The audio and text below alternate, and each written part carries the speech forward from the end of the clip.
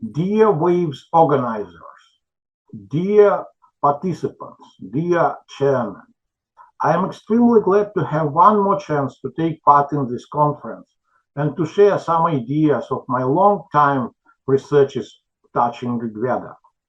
This time it is Vedic Ritual Laboratory Solution with Universal Effect.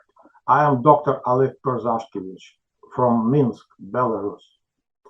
One of the most interesting things we can borrow from Vedic people is their approach to achieve the very important and at the same time quite difficult aims. Particularly, it is their division of efforts towards such goals. The most evident example of that approach is an interconnection of Vedic people and supreme powers within the cosmic realities known to them. Talking about that, we're talking about Vedic rituals, first of all about sacrifice practice and its arrangement. Regarding Vedic people, we're talking about priests, known in Vedas as Ritvija, and their activity.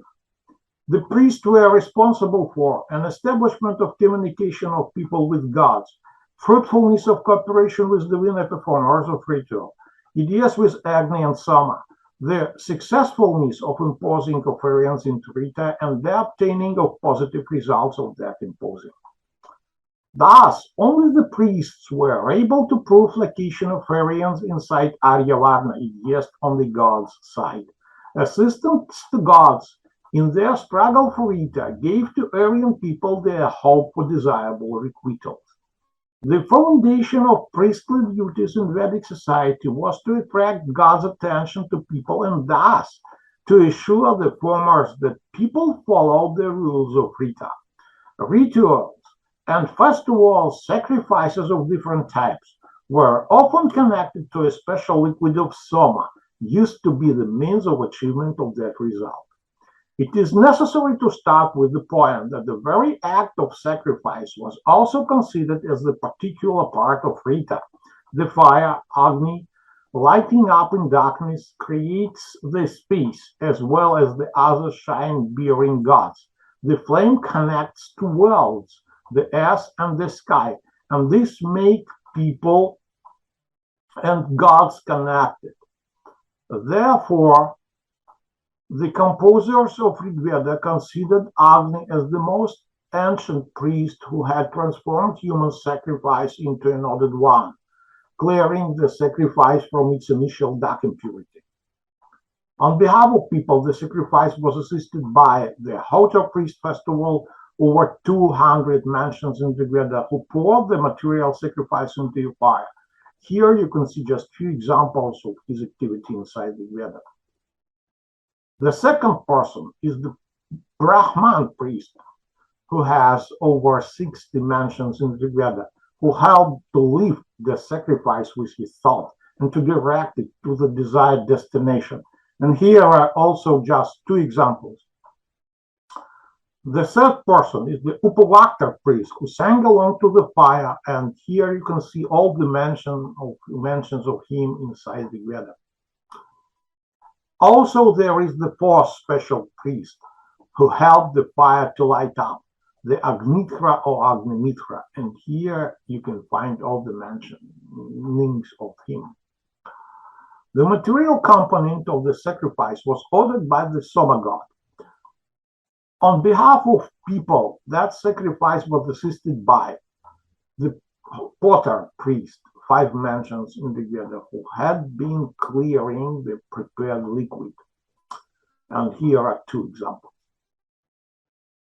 Soma's second assistant was the Adhvaryu priest, almost 40 mentions in the Veda, who made ablation of Soma and some other ritual actions, and here are just a few examples. Agni had one more priestly function. It was Purahita, put ahead. That function was the one of banner carrier, whose obligation was to show gods the sacrifice brought, and those who made it according to Rita.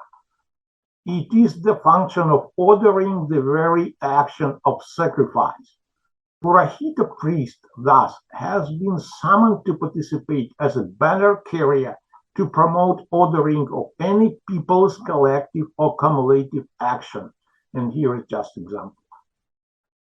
Besides the mentioned above, those priests possessed also one more function, which had never been connected to Agni, Soma, or any other supernatural participator of rituals.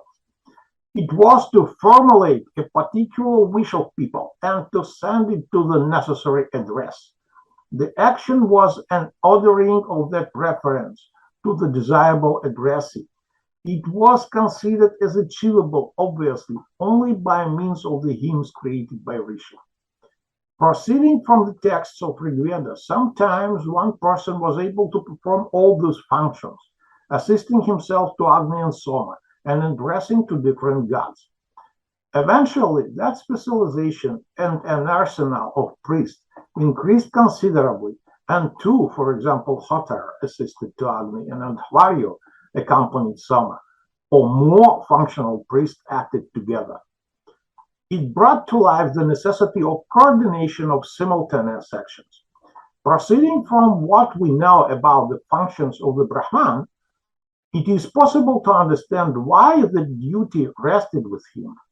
It were his mental efforts and means that Vedic people had found quite capable to create uniform color for actions of other performers of the ritual. Besides purely ritual activity, the Rigvedic priests obtained also some other social functions. We are talking first about Purahita, who became the expert on military art, the representative banner carrier of association of people who had authorized him towards other people's associations, the person who ordered people within the political association, which has recognized him as such. The mentioned special action of priests aimed to connect people and gods assumed not certain knowledge only, but special abilities. Both those components of priestly duties, as we saw, had been developed together with that society, and in due course, together with the development of specialization, led to occurrence of an independent class, which had become subsequently Varna of Brahmins. All the mentioned realities give us full reason to conclude that Vedic people invented quite complex and developed system of cooperation of different participants of the ritual. Regarding the aims of that ritual, also its evident difficult task and quite long time of its practice, we can definitely consider the proposed model as the very early idea of multifunctional cooperation, with division of labor and interconnection of particular stages with final common desirable result. In some extent, that solution looks like the work of any modern scientific laboratory. However, the latter means laboratory is not so universal with its capacities. And our final conclusion. Whatever we think about those rituals itself, one should consider the very principle of that arrangement of efforts towards common aim, and its mechanism as worthy to use within achieving any technological or scientific goals, which one person cannot achieve, and even the group cannot reach with any other approach. Thank you very much for your attention, and thank you very much for giving me a chance to participate in this great event.